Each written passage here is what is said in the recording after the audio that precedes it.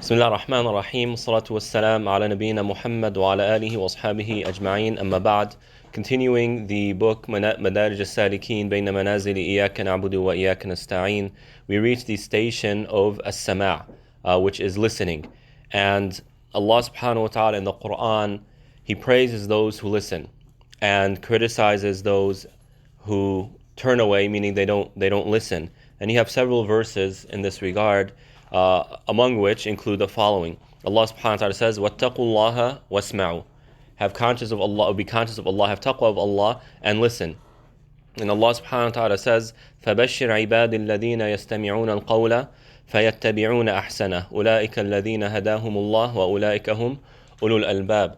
Allah subhanahu wa ta'ala says, give glad tidings to my servants, those who listen to the word, meaning the Quran, or the words of the Prophet ﷺ, and they follow the best of it. Now, let me continue translating the verse. And Allah subhanahu wa ta'ala concludes by saying, those are the ones who are on guidance, or the ones who Allah subhanahu wa ta'ala has guided, and they are the ones of sound reason and mind. So the scholars, they debated, what does Allah mean when He said فَيَتَّبِعُونَ أَحْسَنَهُ? They follow the best of it. Right? And the question is, kind of give a little context, well, isn't the Quran the best? Right? So how can they follow the best of it, meaning the Quran? Is there some parts that are better than others?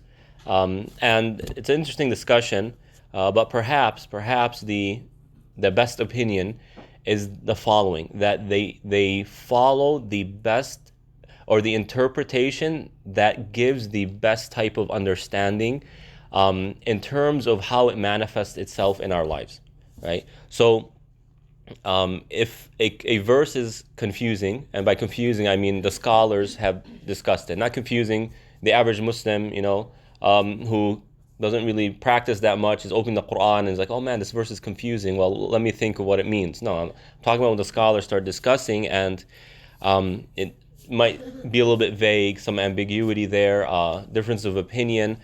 What opinion should we follow? Well, we should follow the best opinion, meaning we should follow the opinion that leads to the best results. Or another way of looking at, explaining that, we should follow the opinion that is most praiseworthy, or the way that praises Allah subhanahu wa ta'ala the most, right? And how do we get to that? Well, that requires other knowledge, other sciences, right? It requires having knowledge of other fields beyond Islam. So, for example, it's going to be hard to bring up an example. Let's just say, for example, people are discussing the speed limit on Los Alisos right here, right? I remember when I first came, it was 45, and they raised it to 50. Okay, I'm sure there was a discussion that occurred there. Now, how are they going to make the decision? Well, it should be technically, right? What is going to bring about the best outcome? And that includes traffic, right? That includes getting people to where they want to be in a quicker manner. But also it considers fuel conservation and pollution. It also considers how dangerous it is to people. Does it pose any danger to the drivers, to pedestrians, right? You're considering all these options. Now, which one do we choose? I'm sure each one, let's keep it 45. They have their, opinion. I'm sure there are valid points that they make. And those who said 50, I'm sure they had their opinion and valid points that they made, right? But which one do we choose? We want to choose the one that's going to bring the best outcome, right? So perhaps when Allah subhanahu wa ta'ala says, فَيَتَّبِعُونَ أَحْسَنَ, right, they follow the best of it, meaning the opinion that is most the opinion that will bring about the best results in terms of our application and the way we view Allah subhanahu wa ta'ala and who He is. And in another verse, Allah subhanahu wa ta'ala says, وَإِذَا قُرِئَ الْقُرْآنُ فَاسْتَمِعُوا لَهُ وَأَنصِتُوا. If the Quran is recited, then listen to it, right, and be silent.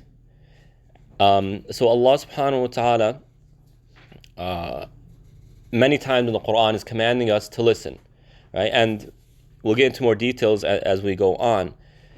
And Allah subhanahu wa ta'ala, in these verses, He makes the person listening to Him is a sign of good in their heart. Meaning, the heart, as we'll elaborate in a moment, the heart has a lot to do with us listening. And listening has a lot to do with our heart. So if there's good in our heart, you find that the heart will be captured by the words of Allah subhanahu wa ta'ala. There's a desire to listen to it, to hear, to want to know more, right? So someone who listens, obeys these commands in the Quran and listens to the Quran, to the Messenger alayhi salatu wasalam, then inshallah that is a sign of good in the heart. Because as we've spoken about before, Iman is a type of light, and our hearts are a vessel, and they contain certain things, connections, attachments, right? What we call love, right? When we are attached to something, we love it more because it has a place in our heart. And the more we love it, the more of a place it has in our heart. And when it goes away or passes on or it's no longer accessible, that leaves this type of void. And that void, we call it sorrow and grief, right? So listening, what you listen to, is going in your heart. And the Quran is light. Other things that you can listen to is darkness. And if the heart is full of light and darkness starts entering it, it doesn't feel right. But if the heart is full of darkness and light starts entering the ears, right? The darkness wants to reject it, right? Just like someone, who is an addict and is going through rehab. The body wants those toxic substances, right? Even though it's bad for it, but the body became full of it to where it wants it, attached to it. And in this regard, Allah subhanahu wa ta'ala says, وَلَوْ عَلِمَ اللَّهُ فِيهِمْ خَيْرًا لَأَسْمَعَهُمْ وَلَوْ أَسْمَعَهُمْ لَتَوَلَّوْا وَهُمْ مُعْرِضُونَ. If Allah subhanahu wa ta'ala knew that there was good in their hearts, He would have allowed them to, and this I'll just translate it, they would have listened to what He has to say in a way that they understand it, right? So Allah subhanahu wa ta'ala, He knows what's in our hearts. And when we listen, right, the objective is to understand what we are hearing. So Allah subhanahu wa ta'ala is saying that in regards to the Quran, based on the person's heart, if it's a good heart, Allah subhanahu wa ta'ala will give them the understanding. Right? Now I'm not saying that someone just sitting there and a thought comes through their mind and say, oh, eureka, right? I understand it. That's not what I'm talking about. But when they listen to the Quran with the intention of I'm trying to get closer to Allah, I want that good, Allah subhanahu wa ta'ala gives them bonuses and gives them assistance by helping them to understand what is being said, how it impacts their life, how it relates to their life, and how they can apply it, right? Whereas if Allah, as Allah subhanahu wa ta'ala says here, if they don't have good in their heart, then what's the point of giving them that knowledge, right? They're not going to benefit anything from it. And He says that even if Allah subhanahu wa ta'ala were to have, give them understanding of what Allah He's saying in the Quran, then they would have just turned away from it, right? وَلَوْ أَسْمَعَهُمْ لَتَوَلَّوْا وَهُمْ مُعْرِضُونَ. They were just turned away completely. Not just a turn away and you're kind of still listening. No, the person turns away and with their ears closed like this, right? So why would Allah subhanahu wa ta'ala teach them? It's not the place where the Quran belongs. Allah subhanahu wa ta'ala puts the Quran in places it belongs. So, looking at the dynamics here, I've mentioned before that our senses, right, are kind of the channels to our heart. And the heart is the vessel, biologically speaking, it is, or anatomy, and in terms of anatomy, the heart pumps the blood, and the blood is the life of the body. If the heart is healthy, then the blood will flow in a healthy manner. But if the heart is unhealthy, it's weaker, then it's going to cause problems. Likewise, if toxins are introduced to the bloodstream, right, that's going to enter the heart and impact the heart. So that is the biological understanding of the role of the heart and the blood and how they function with each other. The spiritual understanding is that information enters the heart through the senses. What we see, hear, smell, taste, eat, and feel. All of this is impacting the heart. It goes directly to the heart. And depending on how it impacts the heart is now going to pump something out, and that's going to be what we call our actions. Samaa, listening, as Ibn Qayyim rahmatullah alayhi describes it, the sense of listening, of hearing, is the messenger of Iman to the heart. And it's what calls the heart, right? Because what we listen to is kind of calling. It's a type of calling, right? Call to action. It could be music. It could be a poem. It could be a movie. It could be, a letter from someone. All of these things are calling our heart. They're trying to sway our heart one way or another. Now, this might seem, what are you talking about? It's not to that extent. Well, look at it. Commercials. What do commercials try to do? You are listening to a commercial. What is it trying to do? It's trying to persuade you, right, to influence your behavior to where you purchase their product. When governments or mass media, news stations, right, they all have an agenda. We all come with our biases. I don't like these people who say that you have to be completely objectionable, right, and you have to put away all of your biases. Yeah, we have to put away our biases, but we're still human beings. We come with our preconceived notions and our biases, right? But a mature person is one who, if their bias is incorrect, they leave it. That is a mature person, right? So the media has it. Music is trying to impact us. At least, successful musicians will try and influence behavior, and it's definitely a mode of spreading information. Look at the civil rights movement in the '60s. Right? Look at the music that was going on back then. There's this type of music called protest or call to action type music. I forgot the name, where it's about calling people to action through music. Hollywood does the same thing, right? They're trying to portray certain beliefs and sell it to the audience. That's just the reality, right? Look at almost every movie now has some sort of LGBT issue in it or person. Why are they doing that? How many LGBTs are there in America? Do they even reach 0.5%? Do they reach 1%? Why are they trying to force us to accept this, right? It's just a mode. That's what I'm trying to say. Or it could be a religious movie. They're trying to sell you something. So what we listen to, right, our sense of hearing is the messenger of Iman. Right? Iman enters our heart through hearing. Because what is the source of Iman in terms of information? Where do we get our information about Iman from? The Quran or the words of the Prophet ﷺ. And that is most effective when we hear it, right? And you experience this. When you listen to the Quran, it's different than when you read the Quran. Even the Prophet ﷺ used to like to hear the Quran from other than him, right? He asked one of the companions to recite the Quran, right? And the companion responded, you want me to recite the Quran when it was revealed to you? Right? You're the one who should, he felt that kind of that timidness, a shyness. How can I recite the Quran to the one who is receiving the Quran directly from Allah subhanahu wa ta'ala? But it does impact our hearts. And sometimes when you hear a verse, you understand it better than when you read it. SubhanAllah, it's how it is. Even when you look at music, for example, take a song that you've never listened to before. Read the lyrics first, right? Okay, it's kind of repetitive. I don't know what's going on here, but turn on the music, it's a completely different experience. So our hearing is a message. It's like the direct shot to the heart, and it's also the way the heart is influenced most. It receives its calling, and it's what's teaching the heart as well, because we hear and we learn. And listening is also the source of our intellect. We listen to knowledge. That's how we gain it, right? Now, someone might say, okay, if someone's deaf and they can see, right, then they can read, and that's fine. Sure, but if they are born deaf, right, how are they going to read? I don't know if that's even possible. Can someone who's born deaf read? Braille, but how are they going to understand the words? Well, maybe if you kind of show them an object and say, this is this, and okay, maybe. But you can see how different it is.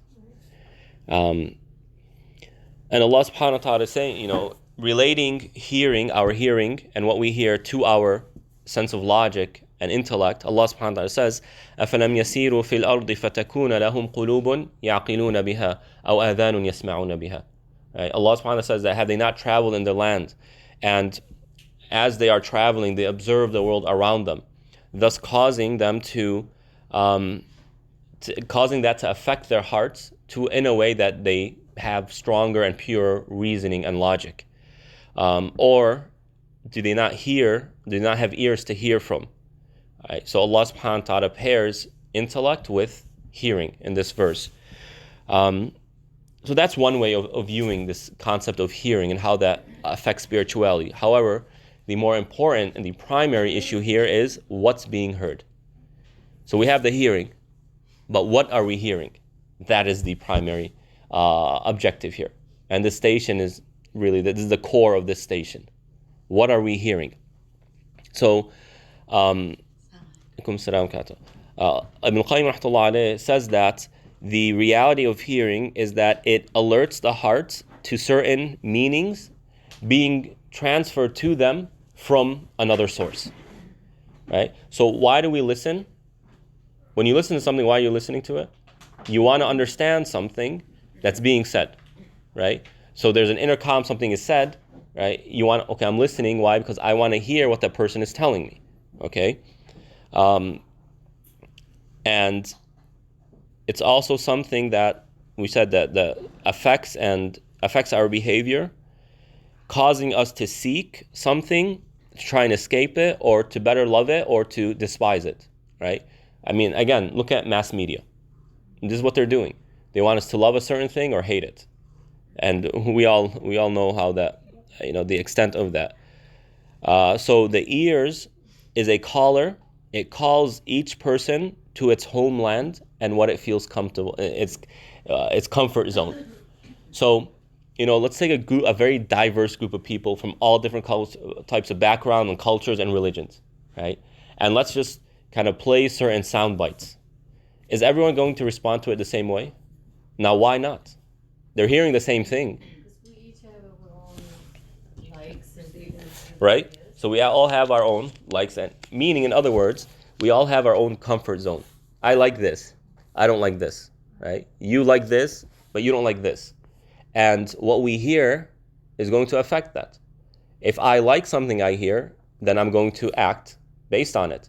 But if I don't like something that I'm hearing, I'm going to ignore it, right? Or I'm going to respond negatively. So you can see how impactful hearing is and how what we hear affects our behavior.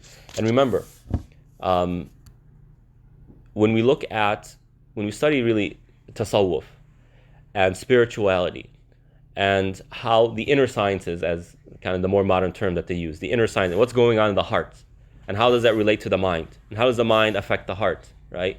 When you look at this and you try and understand the Quran and how it engages the inner self, right? I think one of the primary goals of the Quran and spirituality is to discipline our behavior, right? So you can see why this is, as we go on, it's more and more important what we listen to, right? Because it has a profound impact on our behavior. And our behavior ends up being our a'mal, our actions, right? That we will be held responsible for on the Day of Judgment.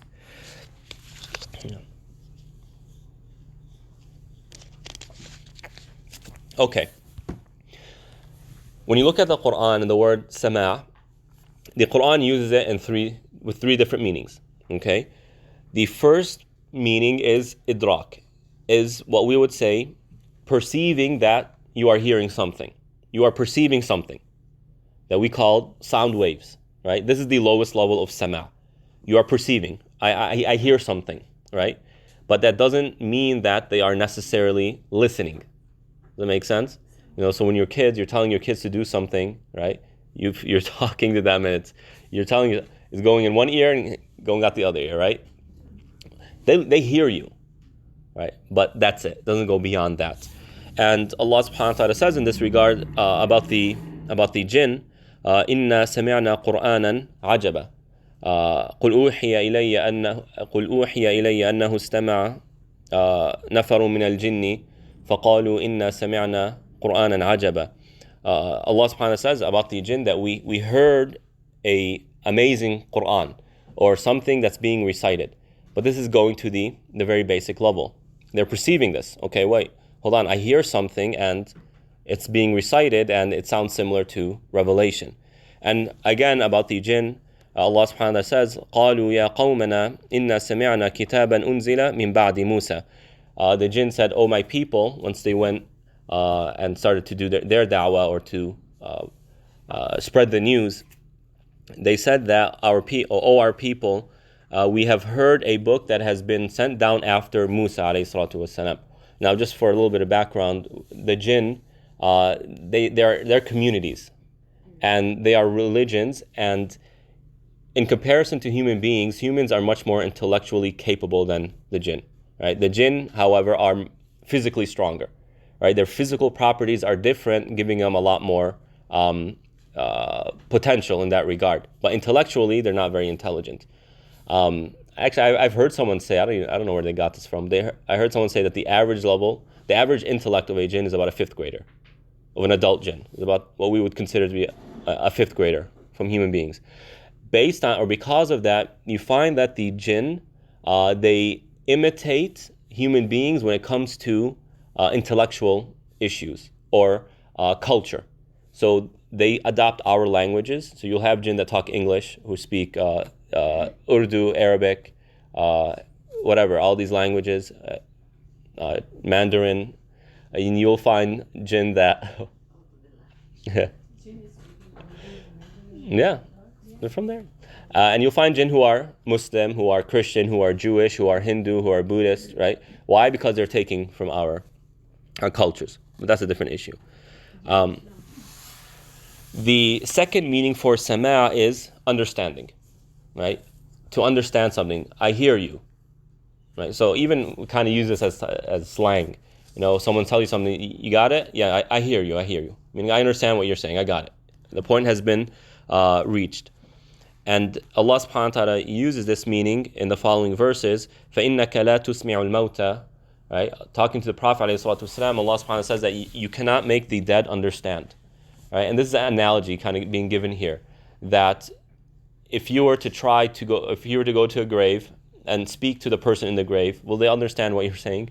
No, because they're not there. Same thing goes for people whose hearts are dead. If you talk to them about spirituality, about Allah, about faith, etc., then you're talking to a dead person. You're going to get the same exact outcome. And in another verse, Allah subhanahu wa ta'ala says, إِنَّ اللَّهَ يُسْمِعُ مَنْ يَشَاءُ وَمَا أَنْتَ بِمُسْمِعٍ مَنْ فِي الْقُبُورِ. Indeed, Allah subhanahu wa ta'ala causes certain people, or He wills for certain people to understand, or whoever Allah wills will understand what's being said. And then He tells the Prophet ﷺ, and you cannot make the one in the grave understand, right? Going back to the same thing we said just now. In another verse, وَلَوْ عَلِمَ اللَّهُ فِيهِمْ خَيْرًا لَأَسْمَعَهُم وَلَوْ أَسْمَعَهُمْ لَتَوَلَّوْا وَهُمْ مُعْرِضُونَ. I mentioned this verse in the beginning. Allah subhanahu wa ta'ala says, if Allah knew that there was good in their hearts, He would have helped them understand. But even these people who reject the faith and aren't being guided, or aren't following guidance, even if they were to understand, they would have just turned away, right? And the third meaning for Samaa is qabul and ijaba, right? Accepting and responding to what is being heard, right? And in this regard, Allah subhanahu wa ta'ala says, وَقَالُوا سَمِعْنَا وَأَطَعْنَا, about the companions in the second to last verse of Surah Al-Baqarah, and they said, we hear and obey.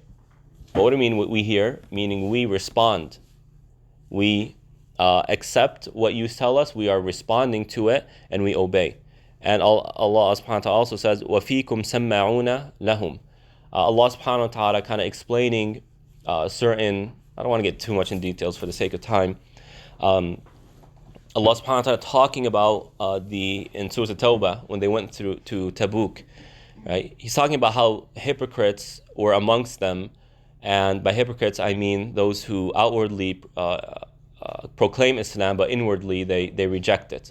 Right? These are the worst of the worst and the biggest problem for Muslims, because they're kind of like a virus that's dormant in the body. They're just waiting for the right circumstances to damage the body. So among the companions were hypocrites, right? And they take vulnerable times to try and spread mischief, right? To try and create division between the believers. And there are always hypocrites in every generation. In every generation there are hypocrites. So there are those types of people. At the same time, Allah subhanahu wa ta'ala here is saying, وَفِيكُمْ سَمَّعُونَ لَهُمْ. And amongst you companions, those who are sincere, but don't have strong social skills, they don't have, by strong social skills, I mean that it's difficult for them to decipher a truthful person from a liar. When someone's telling the truth versus someone who's lying. So it's easy for them to fall prey to their tricks, right? So these hypocrites will start spreading a rumor. Hey, let's do this, let's do that, right? Or, oh, I saw this and I saw that. And these companions, although they are sincere in terms of their iman, because of their weaker social skills, they are impacted by what is said, and they accept what's being said. And they become a type of leverage for the hypocrites against the believers. So that can happen. Allah subhanahu wa ta'ala is using the word Samaa to mean that. Okay.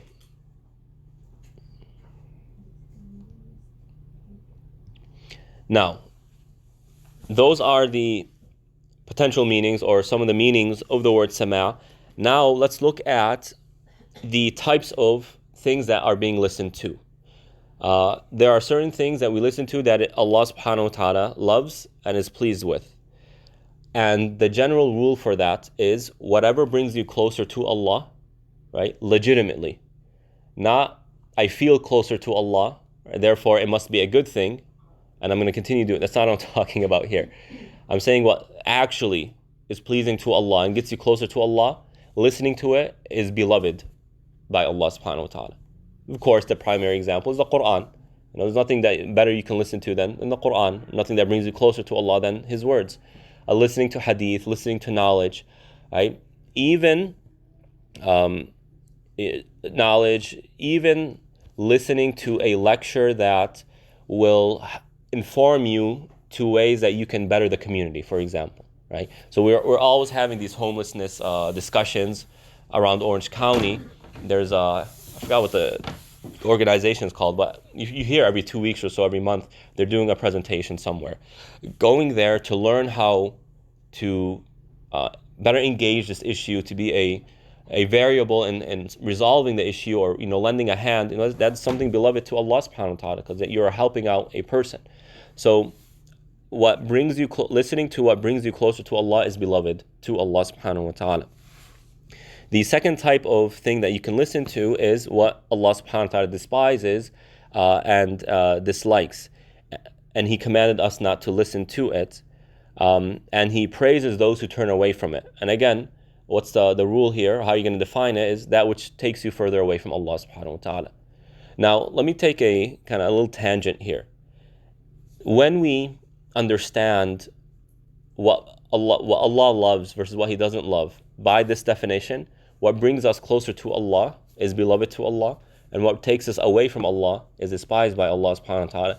It helps us better understand this concept of love and hate, right? They say hate is a strong word, or despise is a strong word. Why does your Quran say that God hates certain people? Right? Why does He have to hate certain people? Or why does He have to hate certain things? Well, as for the things, it takes us away from Allah subhanahu wa ta'ala, meaning it takes us away from His mercy, from His blessings, from His protection, etc. Now, as parents, that it's something that takes your child away from you, you definitely don't like it. Why? Because you care for the child. So the same thing with Allah subhanahu wa ta'ala.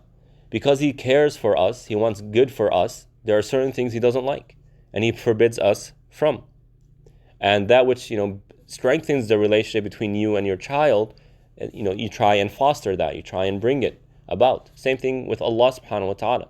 He calls us to what brings us closer to Him because He wants to have mercy on us. He wants to give us. He wants to provide us. He wants to protect us. He wants to listen to us. He wants to hear our dua.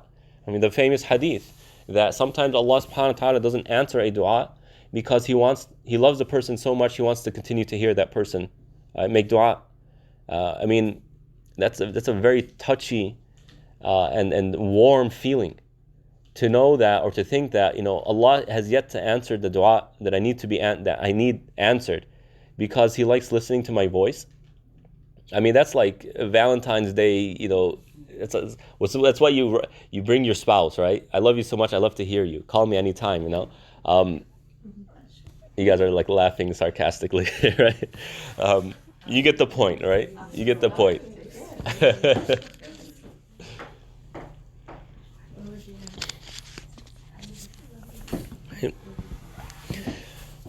Okay. Continuing. So things that Allah subhanahu wa ta'ala despises and He hates. Now, Ibn Qayyim goes into, of course, what you probably thought of, music, right? Now,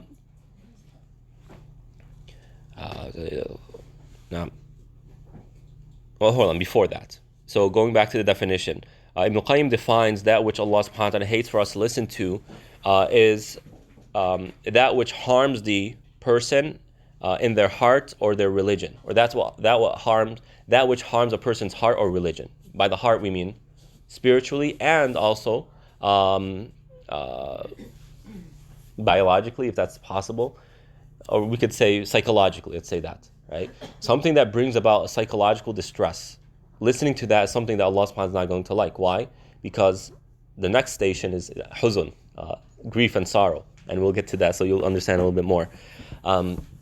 Also, listening to nonsense, which is about 99% of YouTube videos, right? It's nonsense. Well,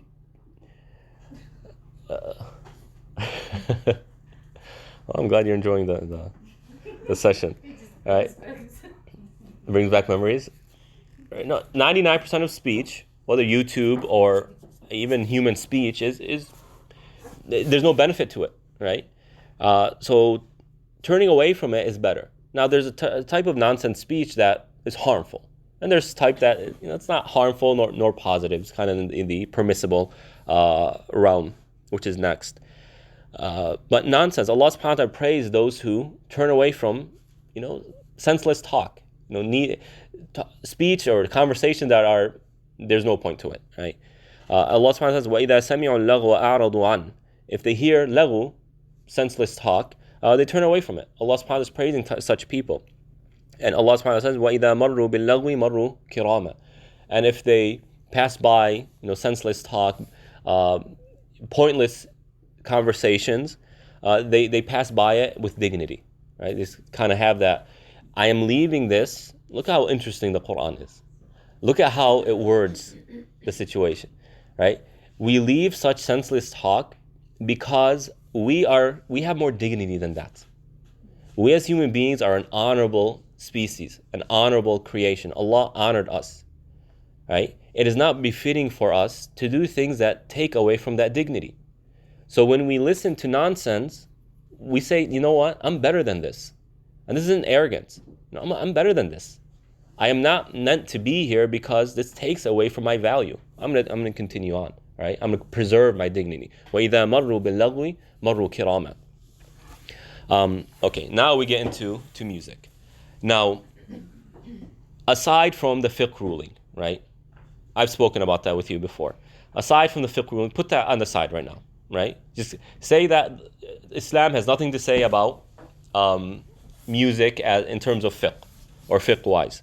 Let's analyze it in terms of its impact on our psychology, right? On our psyche and our hearts. How does it? And remember, when we talk about hearts, the heart, what is one of the primary goals here? Disciplining our behavior, making sure our behavior is noble and dignified. Our behavior brings us closer to Allah, not away from Him. Ibn Mas'ud radiyallahu anhu says, "Al-ghina'u yunbitu an-nifaq fil qalb, kama yunbitu al-ma' al-baql."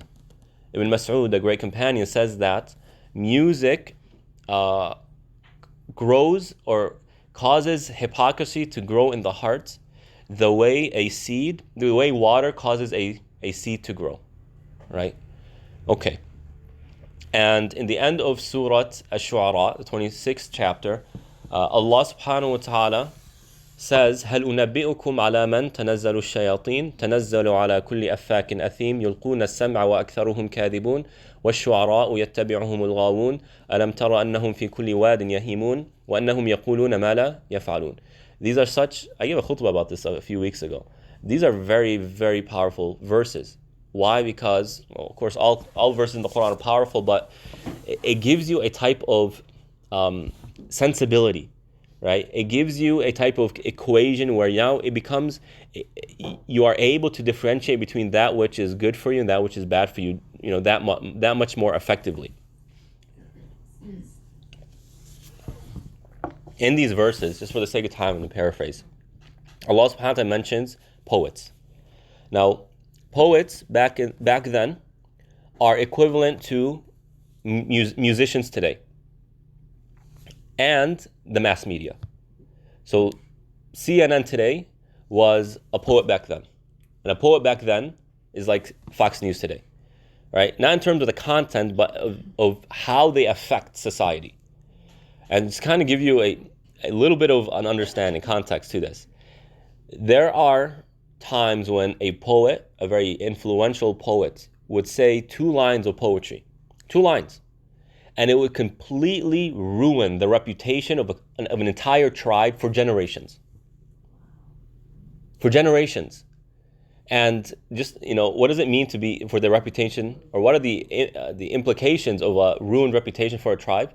People aren't going to do business with them.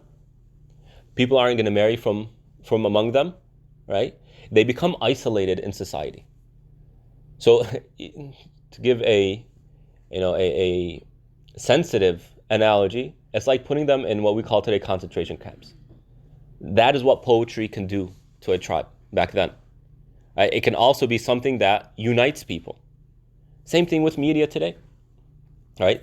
These news outlets, they do the same thing. Islamophobia was very much emitted through into American society by what? By the Hollywood style of these news agencies. Now, for many years now, every day I look at CNN. Not because CNN is the most authentic news. I just look at the highlights, the headlines, just to see if anything crazy is going on, which is every day, right? But just kind of be a little bit informed. I noticed that for several years, every time a loan shark attack would happen by a Muslim, would be carried out by a Muslim, the CNN page would completely change. On the phone, or on the website, it's white. The background is white. As soon as something happens, it becomes black. Look at the headlines. Terror strikes, right? These movie titles. And it's like an action movie. Why are they doing that? More ratings, right?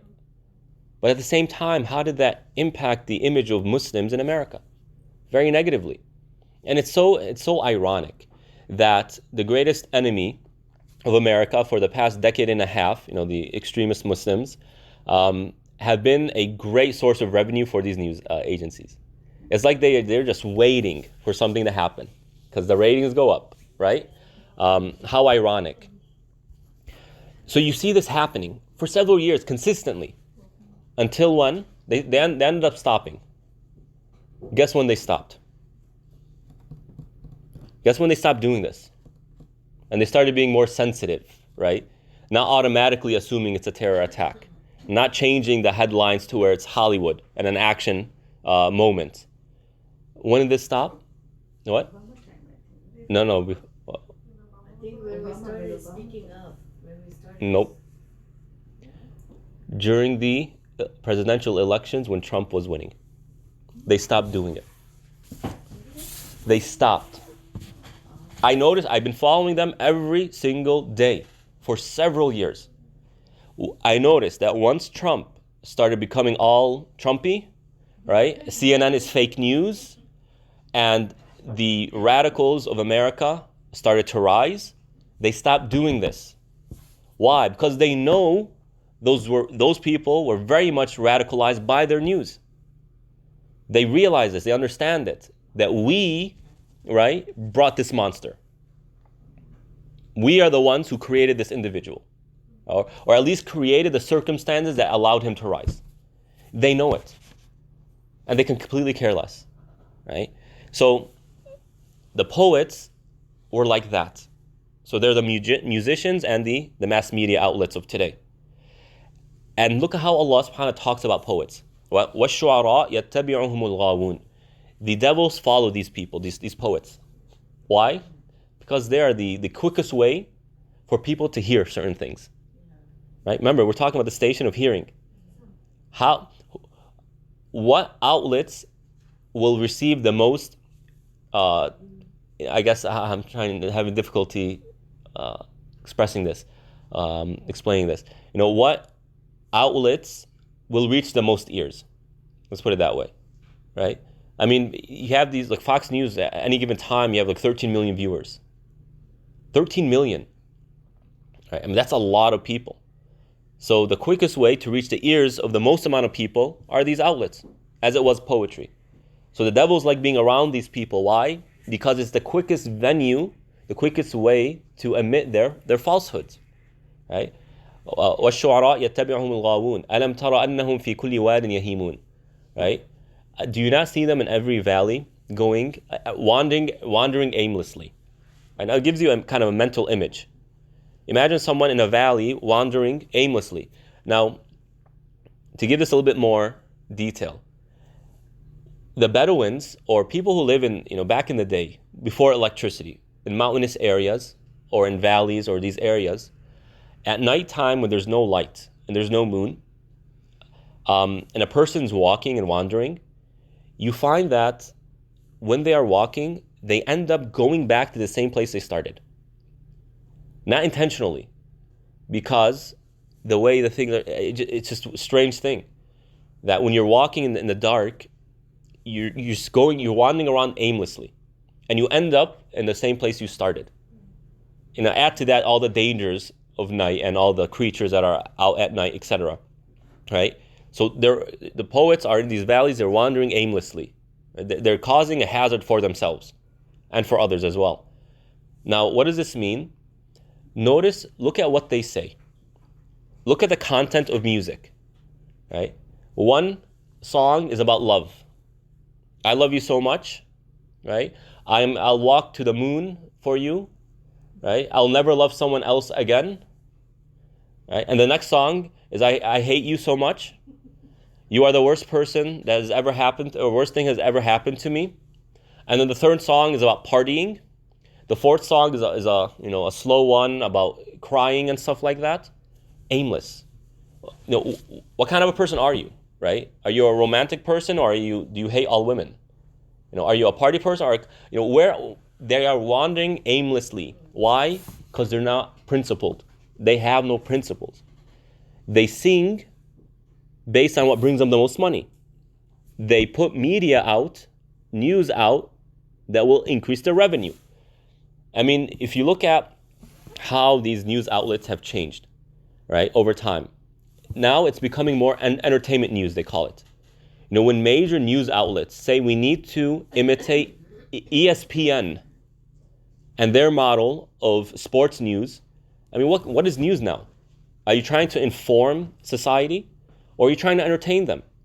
Well, they want to entertain us. Why? To get more views and more ratings. And they're also going to give us the news that they perceive or they believe will bring themselves the most ratings.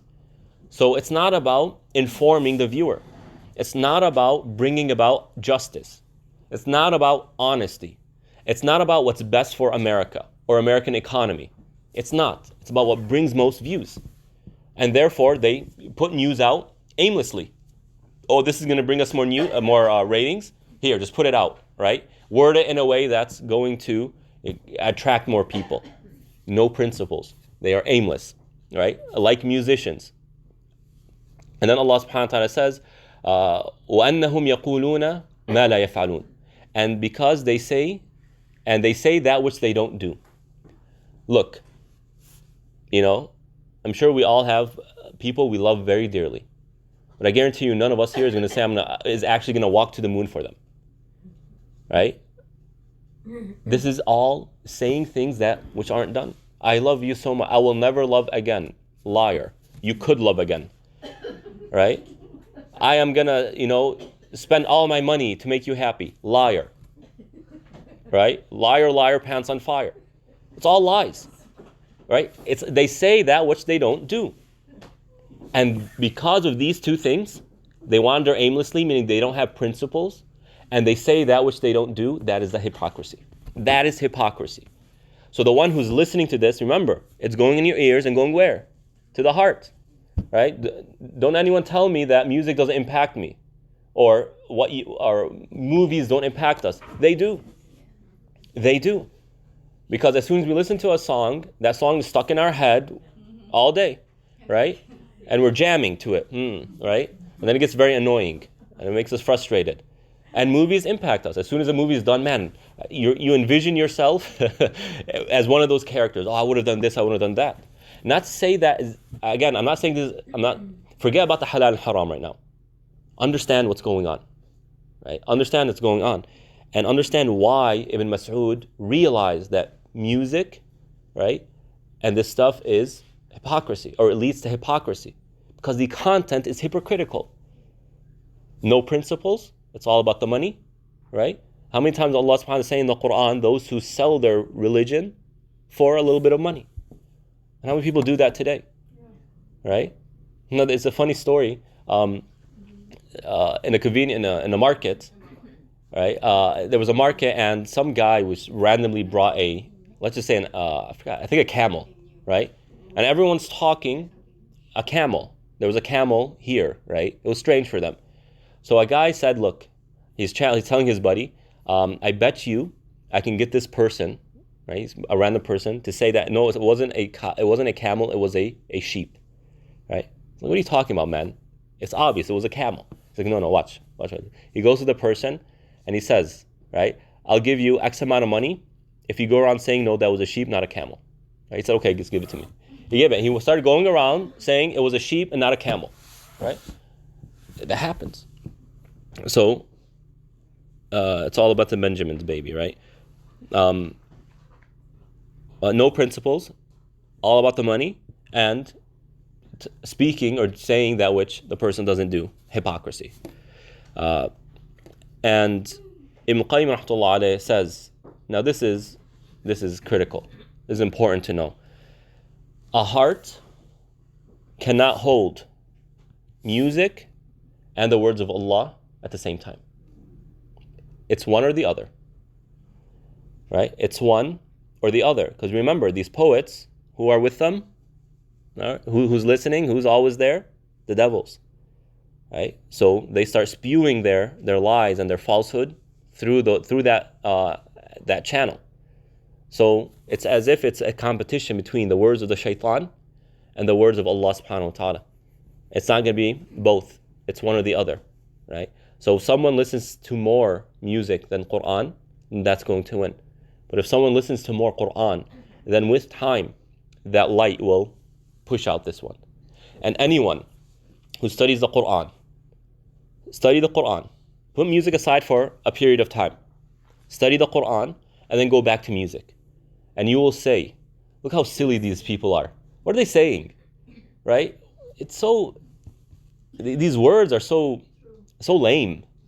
When you look at Allah subhanahu wa ta'ala, and He says that He is the one holding the heavens and the earth together. Who could even claim that as a lie? No musician come and say, I'm the one who's keeping the universe together.